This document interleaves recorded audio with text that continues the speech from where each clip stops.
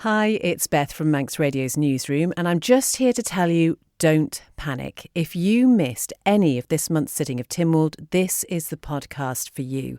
We're going to hear Phil Gawne running through the main motions and contributions from this month's sitting, and he'll start by telling Lewis Foster why he thought this was going to be quite an incendiary one. The reason for that was that there were items on the order paper from Julie Edge, Minister Edge, but obviously in this case not acting as minister. She was was in her role as a Tynwald member, and those items included removing the Speaker from the Tynwald Standards and Members' Interests Committee and the conduct of members. Well, Minister Edge, or Julie Edge, MHK, chose not to move those items, and when asked why, privately, she said, because I'm a canny Manx person. So I'm not quite sure what was going on there. What is clear is that they're below the surface and didn't actually bubble over into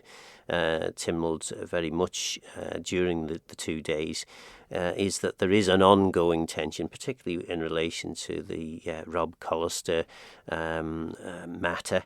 And Rob Collister is very clearly still deeply aggrieved by Tynwald's conclusion. And it's fair to say that maybe Minister Hooper is being more forceful than perhaps he ought to be in terms of dealing with the matter. But it didn't surface in the actual sitting. It was brooding, but it didn't actually come forward. But things that did come forward were £1 million nodded through to replace the pensions administration system. £1 million sounds like a lot of money, but actually it's quite a big system. And I know for many years Tynwald have, and indeed the Pensions Authority, have avoided doing very much to it because it was such a complicated and difficult thing to fix. So that went through. Again, hardly any debate on that, which was surprising. Climate change, annual progress report, very little debate on that, really. Strong arguments, terms, I suppose, put in there, though, where we saw Stu Peters describe climate change as a cult. I think that's, in terms of the climate change debates we've seen in Tynwald before, some of the strongest language we've seen to date against it. Yeah, it's quite surprising. I suppose not surprising that Stu would say it. It's hard to point to any evidence to back up what he's saying, but perhaps there is a mood around the island that maybe there is an unblinkered belief that this is the right thing to do. We've got to do this, and maybe the population of the Isle of Man aren't quite as far advanced on this road as some of the Tynwald members are. Stu lived up to expectation, and indeed voted against the progress report. I think I'm not entirely sure why he would vote against the progress report, but there we are. Mm-hmm. And we're talking about the Treasury Department plan.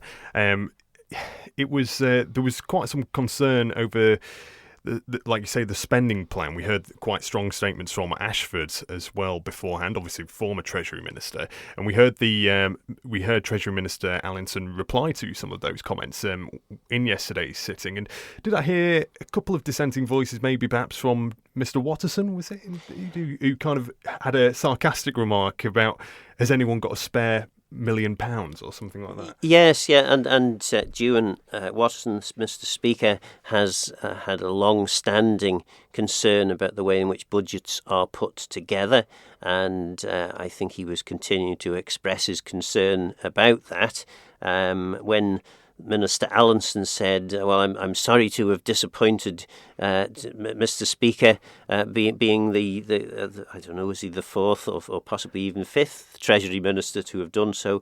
Mr. Speaker at that point said, well, you haven't disappointed me yet. So there is still hope, I think, in terms of whether Treasury will respond positively to Mr. Speaker's concerns. Basically, I think Mr. Speaker's concerns are that the way in which the budget is put to Tynwald means that you either it's a very much a take it or leave it vote, and there are often, it's possibly the most important debate that happens in Tynwald, and there will be lots and lots of different views as to how a budget could be put together.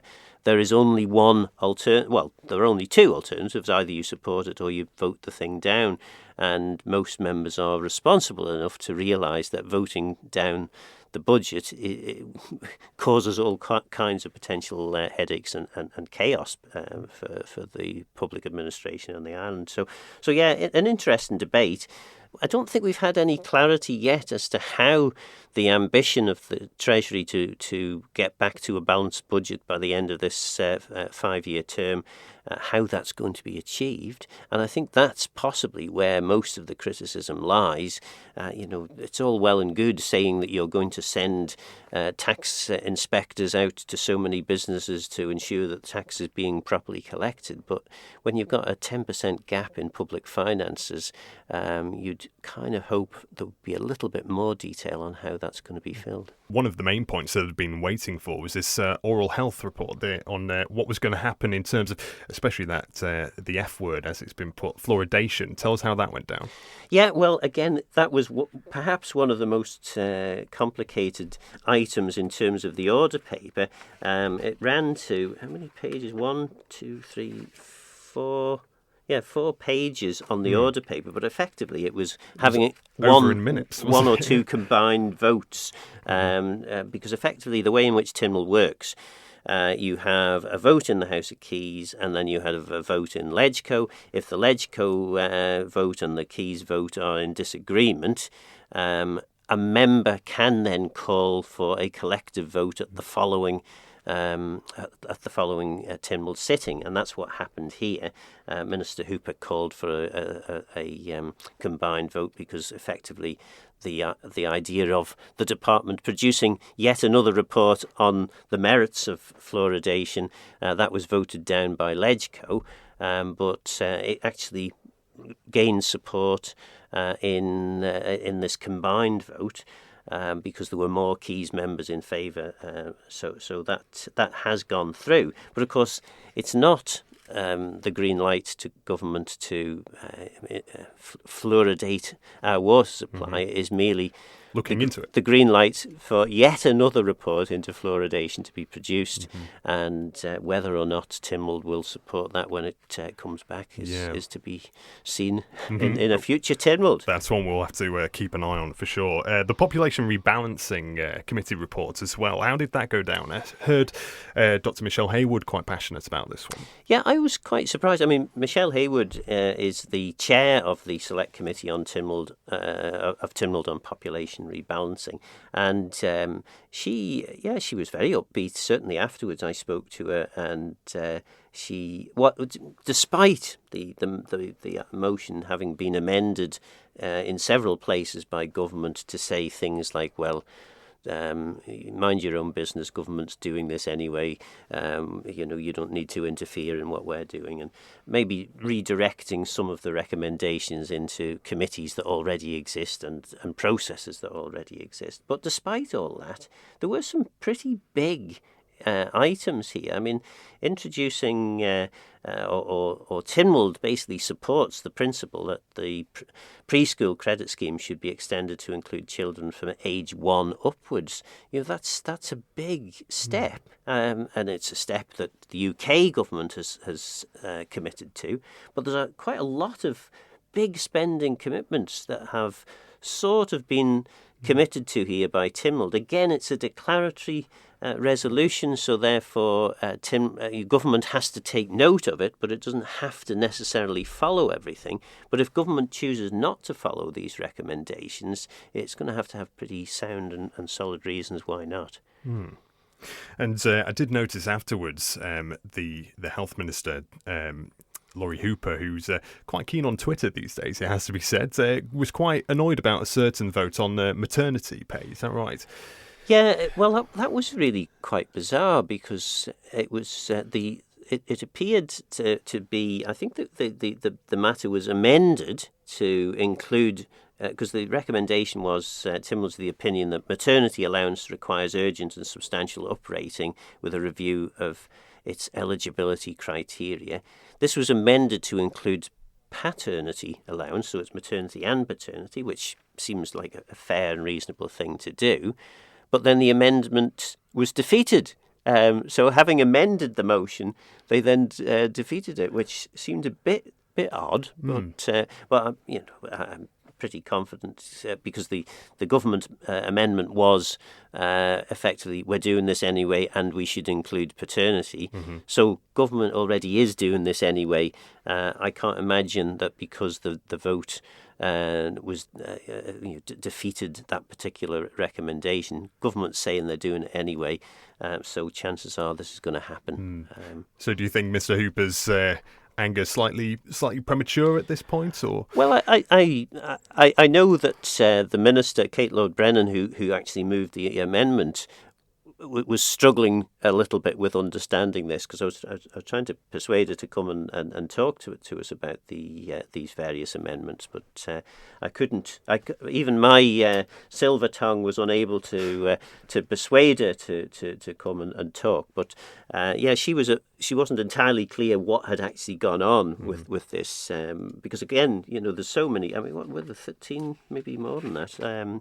15 recommendations of this report, and something like 9 or 10 amendments. So by the time you've got your head round all this, and of course the Tynwald votes are taken, it goes up on the screen, you find out what the result is, and then you move on to the next thing, and actually being able to keep a track of what was actually voted for when and how, it's not always easy to keep on top of it all. What was really surprising though about this, bearing in mind it's such a big deal, the fundamental issue here is we've got far too many people depending on far too few people in employment to effectively to pay for things. So effectively, there's this dependency ratio, and it's gone up now that 2/3 of the population depend on 1/3 in work. Now that's not sustainable. So this is what this committee's report was there to address. Well, there was hardly any comment. And then that's surprising, because we move on then to whether the bishop should have a vote or indeed be in Tynwald. And this was it took up a significant portion of the time yesterday, didn't it? Yeah, that was, it was certainly 2 hours, maybe longer than 2 hours. And of course, Tynwald being Tynwald, did what Tynwald does best, and spent 2.5 hours going round every nook and cranny of this particular issue, and then decided that it was best to leave it quiet. No change. Leave it as it is. And probably not a big surprise that was what happened, because effectively people get to know the personality, and the Tynwald members, amazingly, in my view, Legco voted 9 in favour of keeping the bishop. Now that's that wasn't reflected in Keys. I think it was 14-10 in Keys in terms of getting rid of the bishop. So quite surprising, really, how Legco completely supported keeping the bishop. And of course, Legco sits most weeks with the bishop, and obviously they've got to know him very well. And I'm reminded of an anecdote that I often trot out on these occasions. The Deputy Speaker of the Dáil, the Irish Parliament, said to me one day when I was talking to him about reforming Tynwald, and I said, I'm only in a couple of years in the House of Keys, so I need a bit more experience before I do this. And he said, no, you don't need the experience. Once you get the experience, then you'll think, well, it's fine the way it is, we'll just leave it quiet. And a number of speakers in that debate said, well, when I was first elected, I thought we should get rid of the bishop, but now that I've got to know the bishop and know the role that he plays, I think perhaps it's quite good to keep it as it is. So there we are. You talked about the personality. It must be very easy to be persuaded when, like you mentioned, he was there himself giving an argument for his case. Yes, and in a way it's almost like going in for a job interview and being able to sit in the room while the deliberation as to whether you should have the job or not is undertaken. But it wasn't really that big a surprise, I think. I suppose possibly the surprise was how much support there was in Keys for change. Maybe, who knows? I noticed some social media threads that seem to be indicating maybe it needs to go back to the House of Keys rather than going through Tynwald, and perhaps a change could be made there. Picking up this morning then, obviously it got back underway at 10 o'clock. Tell us what the main talking points were from this morning. Well, one thing that wasn't was the Housing Committee, which Mrs. Claire Christian was going to move. She was quite keen to have a Tynwald standing committee on housing, but unfortunately, for whatever reason, she chose not to move that. So then the first item we got to, bearing in mind Mrs. Edge had removed her two items, was buildings in disrepair, and this was a motion from Jason Moorhouse, and an issue which Bill Henderson pointed out. He'd raised this issue back in 2001. Then the newly elected MLC Dawn Kinnish pointed out, of course, that back in 2005 I'd asked a question very much on this issue. And here we are, nearly 20 years on in my case, 22 years on in Bill Henderson's case, still talking about it. So what happened, Jason Moorhouse was hoping to ensure that there would be no future derating of properties, which is effectively incentivising people to leave their properties in disrepair, because they don't have to pay rates. In fact, he was proposing the opposite, that there should be a rates escalator to increase the rates on properties if they're left in disrepair, because effectively there's a public harm here that these properties are left empty for such a long period of time. This, of course, was amended by the government. Government always likes to keep control of these matters, and the amendment, to be fair, does ask for Tynwald for the government to report back to Tynwald by October of this year with proposed actions as to how it's going to move this forward. And again, to be fair on government, what appears to have happened in terms of this motion is Jason Moorhouse hadn't actually spoken to any great extent with Treasury in advance, and of course what his proposal was here you are, Treasury, here's a load of work for you to do to sort out a problem that I perceive to exist, but we haven't really done an awful lot of work into finding out whether this is the right solution. So Treasury is coming back in October with a much clearer plan. Or government at least are coming back with the plan. Then we moved on to the energy self-sufficiency debate, and this was a general debate by David Ashford, and really quite an important issue, particularly bearing in mind what's happened over the course of the last year or so in relation to energy prices and the war in Ukraine. So it's a general debate, so members had the opportunity to air their views. What comes from a general debate other than just kind of getting your neighbouring MHK's viewpoint, really? Well, that's certainly how David Ashford expressed it to us on Perspective recently. He basically said the purpose of this debate was for him to flush out some viewpoints from various Tynwald members so that he can come back at a future point with a more substantive debate with a clear objective. So the general debate effectively is an opportunity for people to talk round issues and to express their views. But of course, by having publicly stated that his ambition here was to flush out members' views, he probably resulted in certain members who have certain views deciding, well, I'll wait until I hear what his substantive motion is going to be later on, and then I'll tell him what I think. So anyway, that was that one, and then of course we moved on to the orders and a further, I think it was a further, is it 18? Oh no, 14 orders at the end of the order paper on various issues from public sector, pensions, cost sharing amendment scheme, various sanctions scheme, misuse of drugs amendments, increasing fees, over OFT related changes there, and a few changes in relation to closure of highways from the from the infrastructure minister. And with that, we ended an interesting Tynwald. Yeah, and a slightly different Tynwald, of course. We had the new timings this time round, and it certainly didn't go on for the days and days as we've seen in the past. But what were your main takeaways from this year? What do you think Tynwald government has achieved, really, for the person at home who's thinking, well, what was the point in all that? Well, of course, the point is it is an opportunity once a month to flush out government. If you are not a part of the government, if you're a non-minister in Tynwald, it gives you the opportunity to flush out what government's really up to.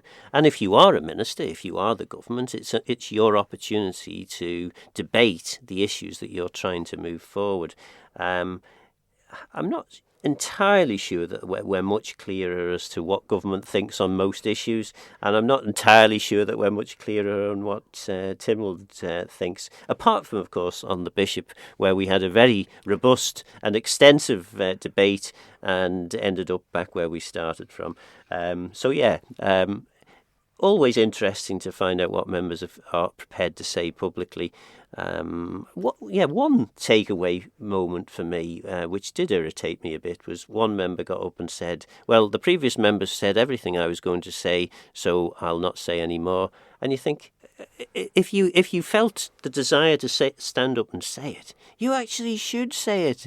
I elect my members of the House of Keys, others elect their members of the House of Keys, and we expect to be represented not by someone else that was voted in by other people. We expect you to say those things. And you don't say everything if it's already been said several times, but you can get up and say, actually, these are the points that really mean a lot to me and my constituents, and that I'm going to say them.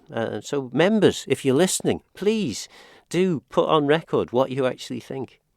And with that lesson, we'll call that a day. Excellent. Thank you very much.